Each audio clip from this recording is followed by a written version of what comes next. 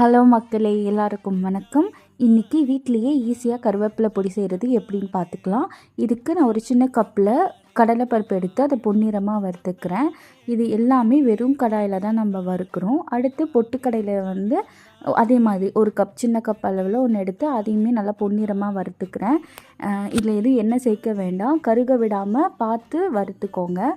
அடுத்து ஒரு ஸ்பூன் மிளகு ஆட் பண்ணி மிளகும் வறுத்துக்கிறேன். மிளகு வறுக்கும் போது ஆக்சுவலி வெடிக்கும், அதனால் பார்த்து வறுத்துக்கோங்க. இது எல்லாமே ஸ்லோ ஃப்ளேமில் வச்சு பொறுமையாக வறுத்துக்கோங்க. நீங்கள் ஹை ஃப்ளேமில் வச்சுனா டக்குன்னு எல்லாமே கருகிடும். அதே மாதிரி ஒரு ஸ்பூன் ஜீரகம் போட்டு அதையும் வறுத்துக்கலாம். காரத்துக்கு 15 வரமிளகா எடுத்திருக்கேன். அவங்கவுங்க காரத்துக்கு ஏற்ற மாதிரி நீங்கள் காரம் மிளகா சேர்த்துக்கலாம். அடுத்து ஹீரோ ஆஃப் த பொடி கருவேப்பிலை நல்லா எடுத்து கழுவிட்டு வீட்டுக்குள்ளேயே வச்சு காய வச்சுருக்கேன்.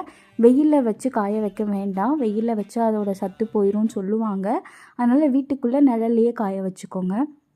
அடுத்து அதே மாதிரி ஒரு சின்ன கப்பில் உளுத்தம்பருப்பும் ஆட் பண்ணி உளுத்தம்பருப்பும் நல்லா வறுத்துக்கலாம். எதையுமே கருக விடாமல் வறுத்துக்கோங்க. அடுத்து கொஞ்சம் எண்ணெய் விட்டு கட்டி பெருங்காயமும் புளியும் சேர்த்து நல்லா வறுத்துக்கலாம். இதுக்கு மட்டும் எண்ணெய் சேர்த்துக்கலாம். கட்டி பெருங்காயம் சேர்த்துக்கிட்டா ரொம்ப நல்லது, தூள் பெருங்காயம் டக்குன்னு கருகிடும். இதெல்லாம் ஒரு பிளேட்டில் போட்டு நல்லா சூடு போக ஆற வச்சுட்டு அதுக்கப்புறம் ஒரு மிக்ஸி ஜாரில் சேர்த்துட்டு தேவையான அளவு உப்பு சேர்த்துக்கோங்க. உப்பு சேர்த்து இது நம்ம அரைச்சிக்கலாம்.